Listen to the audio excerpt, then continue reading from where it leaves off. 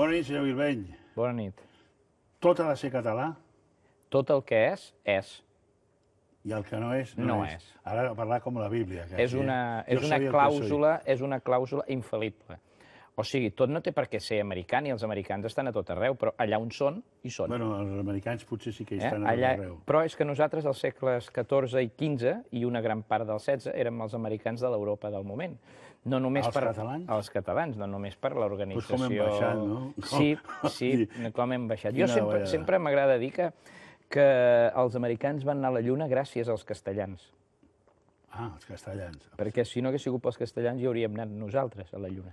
Perquè és el procés normal de la ciència catalana va quedar aturada per la Inquisició i la censura i les coercions contra la recerca, contra el lliure pensament que Espanya va començar a imposar sobre els seus vassalls. I aleshores tot el que era recerca i investigació es va aturar, però afortunadament els catalans van poder marxar d'altres llocs d'Europa i això es va anar tirant endavant. Per tant, hi ha una connexió directa entre Catalunya... No em dirà vostè que estan estaven els catalans a punt d'enviar un coet a la Lluna fa 500 anys? No.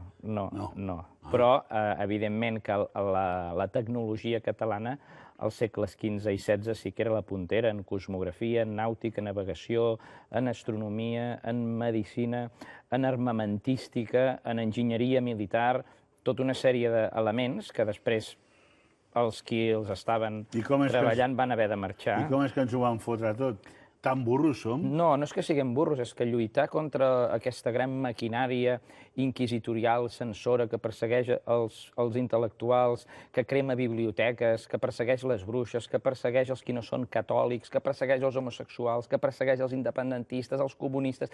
És molt difícil d'aguantar tants segles. I aleshores la gent el que feia era marxar. I tantes armes que teníem no vam poder combatre? Ja ho hem fet. No, si et fas un cop d'ull a la història veuràs que els catalans s'han revoltat. Jo soc ignorant en quasi tot i amb història mig. Però això és... Però sempre perdem.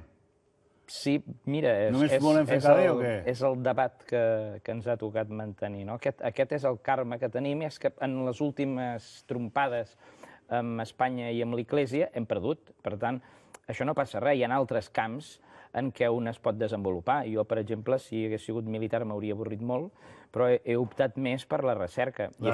Això dona molt de fruit i molta feina, no? I ja tenim recerca per segles. I tu dius que Colom era català? Jo dic que en Colom era català, cosa que ja sabien els seus pares. Oh, clar. Perquè eren catalans els seus pares, també? Perquè eren barcelonins i aleshores... Que vivien al carrer Mirallers. Mirallers. Ara hi ha uns bars boníssims allà. Doncs en aquests bars resulta que allà era l'antic Palau dels Colom. Allà hem fotut jo tragos allà al Nus i allà... És possible, al Tastavins. I després hi ha un bar que no recordo molt bé i que em perdoni la mestressa perquè hem parlat un parell o tres de vegades i no recordo el nom, però entre el carrer Mirallers i Banys Vells, allò era el Palau dels Colom. Ah, fins he estat cops jo allà. Però no en l'època del Colom, sinó ara. I per què van dir que era italià, aquest tio? Doncs per tota una sèrie de raons econòmiques i polítiques que després van venir reforçades amb una qüestió nacional, perquè si representa que Catalunya era el qui havia organitzat tot el viatge, en Colom era català i els reis catalans tenien alguna part amb tot el tema d'Amèrica, aleshores, en el moment de construir-se l'estat espanyol en què hi havia la Confederació Catalana amb el Regne de Castella, qui era el que havia d'acabar dominant es jugava també tot el tema d'Amèrica, el comerç amb Amèrica, els béns d'Amèrica i sobretot el prestigi de nivell internacional d'haver aconseguit en aquell temps vantar-se o posar-se medalles per la evangelització i conquesta d'Amèrica. Cosa que mirem ara amb ulls molt diferents. Exactament, perquè m'ha donat una cura d'humilitat aquest llibre. El dit de Colom era el que et deia jo? No. El dit de Colom, sí. El dit de Colom, perquè jo he pensat, dic, ara volen demostrar, ens equivoquem volent dir que Colom és català, perquè amb tot les salvatjades que diuen que es van fer a Amèrica, i es van fer. Ara diran, les hicieron los catalanes. En la part corresponent, sí. El que passa que, esclar, si vas a Amèrica, molt de català no sentiràs. Pel carrer. Per tant, hi ha hagut una... Però no vas dir que el Colom que era català i va descobrir Amèrica? Sí, evidentment, però d'això fa 500 anys. Sí. I en Colom, els qui ho sàpiguen doncs ho sabran, i si no ja els informarem ara, en Colom no va estar més de 2 anys al capdavant del govern de les Índies. O sigui, ell va portar a terme una política que no va interessar als reis i se'l van treure del davant. O sigui que el 1493, al setembre del 93, surt de Barcelona amb tota la segona expedició i el 1495 ja l'engarjolen. O sigui que no va arribar ben bé a 2 anys que ell va estar al davant del govern d'Amèrica, amb la qual cosa no li podem atribuir tots els genocidis que han fet els governs de sengles nacions americanes, ni l'esclavisme negre, ni els cops d'estat, ni l'extermini dels indígenes de l'Amazona, tot això no se li pot atribuir. Al Marquès de Comillas sí, tot això no se li pot atribuir a un senyor que va estar 2 anys allà. Al Marquès de Comillas sí, per això. I el Bacardí i algun d'aquests? Podria ser, podria ser. O és que no tenim dret a ser dolents, els catalans? Bueno, generalment en som més del que ens pensem. Ara m'agrades. Això de pensar-nos com una mena de país eteri, asexuat, entre la divinitat i els àngels, això és una mena de malaltia que portem arrossegant des de segles. Els catalans som com tots els països del món, gent molt bona, gent mediocre i gent molt dolenta. I en funció de quina sigui la coordinada predominant, produïm una cosa o en produïm una altra. Jo penso que ara estem entre mediocre i mediocre. És interessant sentir-ho perquè pot semblar que, amb una lectura simplista de les teves manifestacions, que sembla que allò d'aquí sigui el millor del món i podria donar aquesta imatge. No, jo només dic que en Colom era català i que la primera colonització d'Amèrica es va gestar tota a Barcelona i a Catalunya i a Castella no hi va haver absolutament res. Això no implica una valoració ètica ni moral, simplement els fets són aquests. Hi ha un aval documental ingent que pot resseguir qualsevol persona amb un mínim d'honestedat intel·lectual, perquè les coses són a les llibreries i en els arxius i a les biblioteques i simplement es poden resseguir amb una gran tranquil·litat, però honestedat de voler saber què ha passat. I ara, a partir d'aquí ja farem una valoració ètica. Hi ha molts historiadors que et segueixen a tu o estàs sol?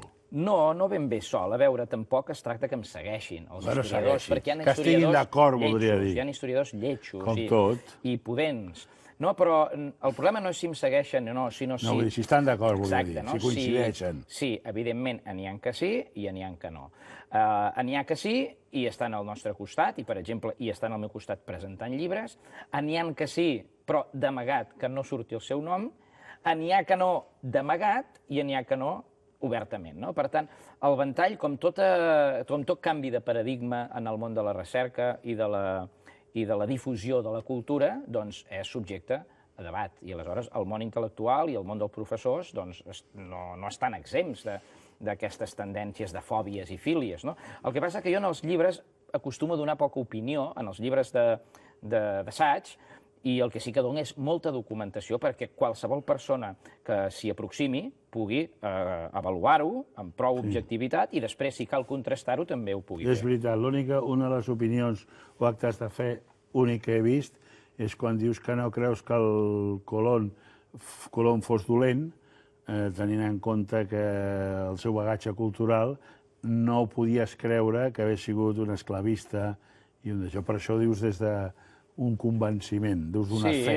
Això no ho documentes, diguéssim. Bé, no ho documento perquè ell no diu ell mateix, jo no sóc esclavista, però sí que sabem, com t'he comentat abans, que ell només està 2 anys al capdavant. I després sabem tot el que ell ha fet per als indígenes. Sabem també els testimonis del seu entorn que escriuen als reis dient: hosti, tu, qui és aquest Colom que ens fa treballar la terra, ens fa construir les cases, no ens deixa tenir esclaus ni saquejar els indis, aquí no ens farem rics. Per tant, tenim molts testimonis que en Colom era una persona molt rigorosa en el compliment de la llei i fins i tot n'hi ha que escriuen als reis i diuen: escolta, que si ens passem un pèl ens penja. Si això segueix així, serà la ruïna per tots nosaltres. Per tant, a través de tot això i d'unes instruccions que Colom fa perquè es respectin els béns i les persones dels indis, podem arribar a entendre que era una persona honesta, respectuosa, però, esclar, del segle XV. I un pèssim navegant. Home, un pèssim navegant no hagués travessat l'Atlàntic, eh? Tu has travessat l'Atlàntic? No, jo no he travessat ni el Llobregat. Doncs això. Ell sí.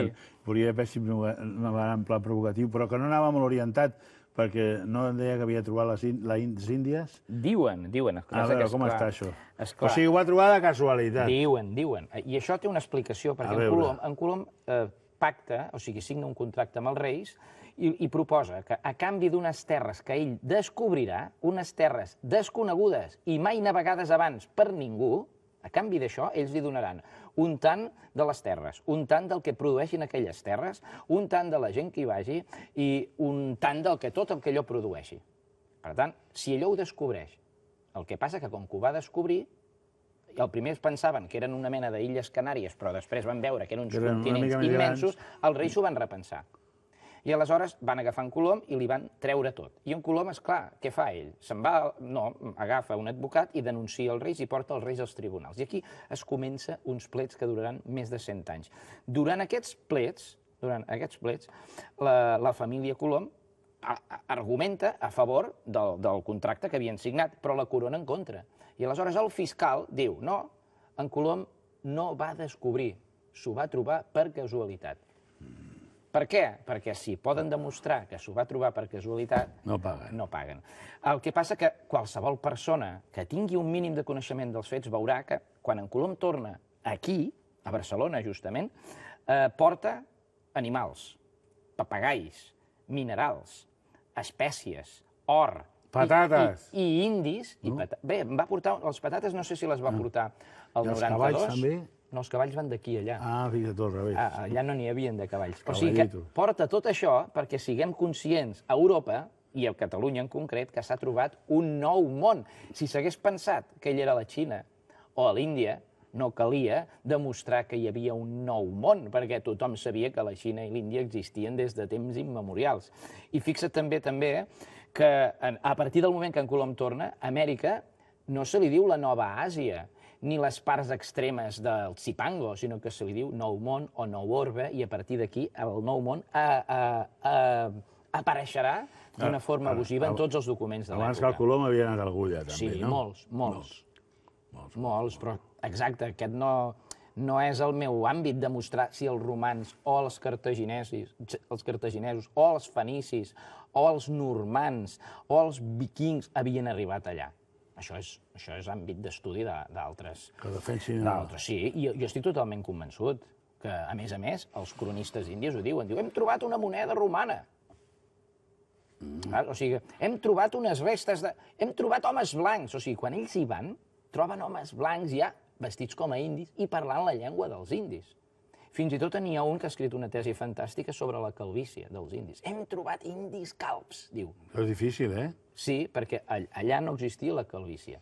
I aleshores, a partir de veure d'aquests testimonis dels primers catalans que arriben allà i que veuen indis calbs, es pot arribar a fer una interpretació que allò havien de ser europeus, que havien naufragat, havien sobreviscut, havien arribat allà, i els gens, en els seus descendents, al cap de centenars d'anys, encara permetien veure que hi havia existit una presència europea anterior a través de la calvície. Tu havies fet... No vas acabar el doctorat? No he acabat el doctorat. I per què? Perquè els senyors de la universitat que dirigien la meva tesi doctoral van ser pressionats, almenys un d'ells, el que em dirigia personalment la tesi... No, prefereixo no, perquè cadascú que arrossegui el que cal arrossegar. Perquè jo tampoc tampoc penso que he de jutjar ningú. Ara els fets es poden explicar. Per tant, sí que hi ha una actitud a la universitat com de prepotència, de pensar que tot el que es pot saber ja se sap i que fora d'això no es pot saber res més. I, de fet, és una fal·làcia, perquè el que jo estic demostrant és, amb moltíssima informació, una nova percepció de la realitat i dels fets que ells no valoren ni volen tenir en compte, però cadascú en el seu àmbit... Anaves amb la barretina aquesta allà a fer el doctorat? No anava amb aquesta barretina, però he anat amb altres samarretes perquè m'agrada molt aquesta estètica. Tampoc és ben bé provocar, perquè, per exemple, ara he estat amb un amic i m'ha dit «Coi, quina samarreta més simpàtica!» O sigui, depèn del punt de vista, no? Perdoni, senyor historiador, en aquest cas ha provocat alegria, no només es provoca mal llet. Jo porto això per una forma de fer conèixer que no som ni conscients... Que el Cervantes era català, també. Que no som conscients... Com ha dit això, que el Cervantes era català, també, no? Sí, aquí ho explico. Això és pitjor que el de Colom, Aquest llibre que no és meu, Aquí explico A la introducció. Això és pitjor que la de Colom, encara pot fer més mal, això.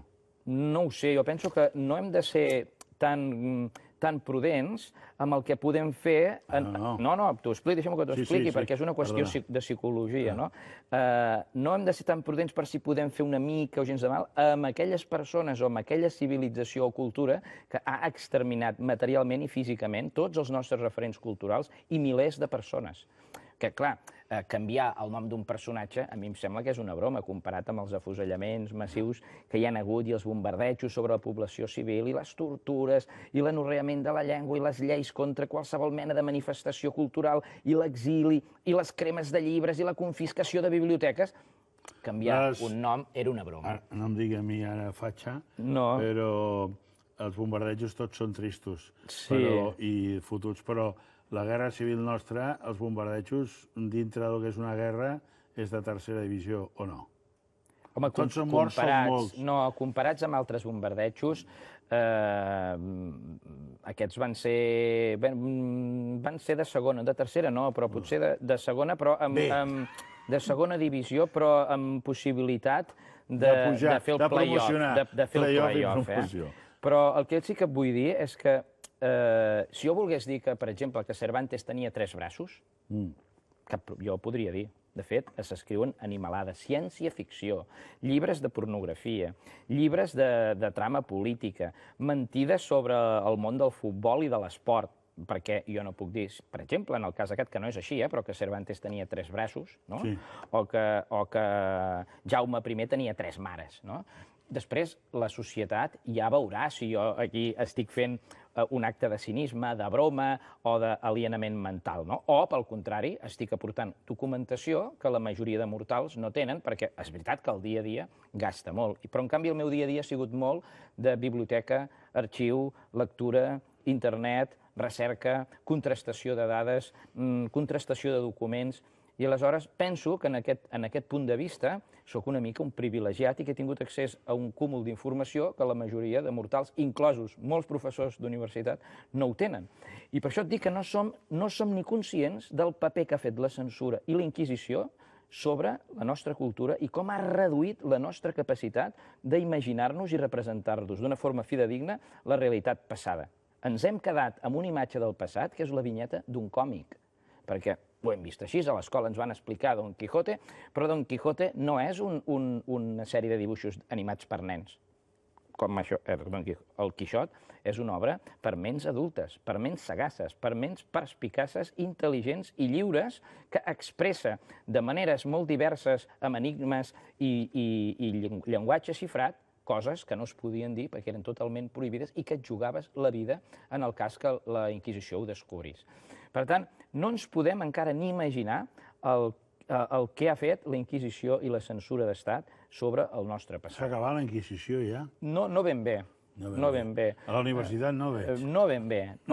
Les persones tenim aquesta mena d'habilitat d'anar-nos adaptant en els temps que corren, en formes subtils, però en el fons jo sí que penso de vegades que hi ha una actitud inquisitorial en la consciència de l'home en general, com a condició humana. Jo m'he passat la vida explicant una cosa i ara surt un qualsevol i que explica tot el contrari. Però què s'ha pensat, aquest? Abans, per això, doncs et podien confiscar la llibreria, els béns, i tu podies anar a la presó, o havies de tocar el dos a l'exili per sempre més. Ara simplement fan com si fos un pertorbat mental... I no pots acabar el doctorat. I no puc acabar el doctorat. Ets deixeble o sigui que tinc una gran sort. De Francesc Pujols? No sóc deixeble de Francesc Pujols, m'interessa el que Francesc Pujol, tenim un pensador especial, un home que ha pensat la nostra història i la filosofia catalana d'una manera especial i n'ha produït un compendi, i molt interessant. Jo no l'he pogut acabar perquè és un llenguatge realment impressionant, críptic en algunes vegades, però és interessant. I penso que, com en Pujols, o en Gaudí, o en Dalí, o d'altres en què en el seu àmbit han excel·lit i han aportat un plus en la qualitat de pensament, doncs han quedat una mica bandejats, perquè també s'ha de dir que al mig hi ha hagut 40 anys, no diguem, de flors i violes. No. El Franco era català, també? No, jo diria que no. Això m'ha que no descobreixis, Jo diria que no, però... El Ferrol del Calvillo. Però tampoc el segle XX no és el meu camp preferit, no? Com va anar el referèndum? Tu vas ser a Arenys de Munt, el primer poble, i el que vas donar la cara, no? Una de les moltes cares que hi havia era la meva, sí. Sí, la cara. I com ho veus tot això? Bé, no ho sé, penso que... Tu aspires a una Catalunya independent? Bé, penso que avui dia tots els països són interdependents entre ells, però està bé que dintre de la interdependència puguem decidir com a persones adultes. Penso que el tutelatge abusiu, sàdic i amb dosis altes de terror i odi no és bo per ningú, ni per home-dona, ni per pares-fills, ni per amistats home-home, dona-dona, ni per estats, ni societats políticament avançades i democràticament admeses, no? Jo trobo que hi ha uns mecanismes democràtics que s'haurien de polir i de respectar, com és la lliure decisió dels pobles a decidir el seu futur, com accepta perfectament les Nacions Unides i està dintre de tots els drets dels drets humans, no? Que és el dret dels pobles a decidir, i això no trobo per què ser tan antidemocràtic. A Arenys de Munt, per exemple, el que vam veure és que es preferia legalitzar una manifestació feixista abans que un senyor anés a posar un paper a dintre d'una urna. Això realment va ser la gran foto que molta gent va observar. A quin costat estic? Els qui volen coaccionar la gent que posi un paperet a l'urna, com el talibanisme més radical i terrorífic, o a favor d'una gent senzilla que simplement vol, amb un acte simbòlic, festiu, posar un paperet en una urna. Sí o no? I brindant tequila. Bé, hauria estat bé, però no... Tequila Sorel, no teniu allà? Hauria estat bé. No teniu... No és aquesta marca, d'Arenys de Munt? Ja no hi ha destil·leries a Arenys de Munt. Ara sí que m'has fotut. Ja no hi ha al davall les garrapinyades a la carretera, ni el tequila. Ni el Calissà i Arenys de Mar. Me cachi, només queda el seu Irveny dient que Colón era català. I altres evidències que ara són poc simpàtiques, però que aniran sent amb el temps. Pots fotre al final un referèndum que la gent digui, voti, si Colom era català o no. Ho he pensat, però com a mínim no arreglaríem res, però cridaríem l'atenció. Segur que guanyaries. Cridaríem l'atenció i suscitaríem un debat que aquells que l'han de promoure no ho fan. Segueix estudiant, però pren una mica el sol també, que tanta biblioteca no és bo, eh? Gràcies per venir. Gràcies a vosaltres.